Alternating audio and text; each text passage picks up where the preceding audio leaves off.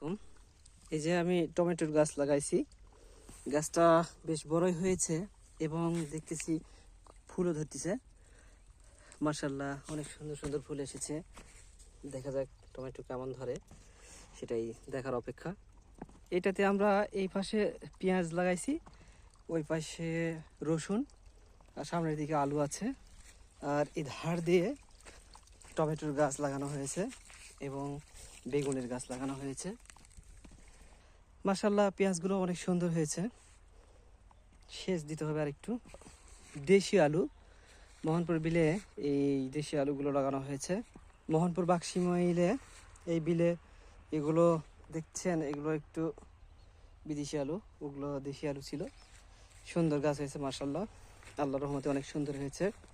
দোয়া করবেন এগুলো যেন সঠিক সময়ে সঠিকভাবে ভালোভাবে উঠাতে পারি আমরা। আল্লাহ যেন আমাদেরকে উঠানোর জন্য তৌফিক দান করে। সেই পর্যন্ত এই আবাদগুলো যেন ভালো রাখে। আল্লাহর কাছে সবাই দোয়া করবেন। আল্লাহ হাফিজ।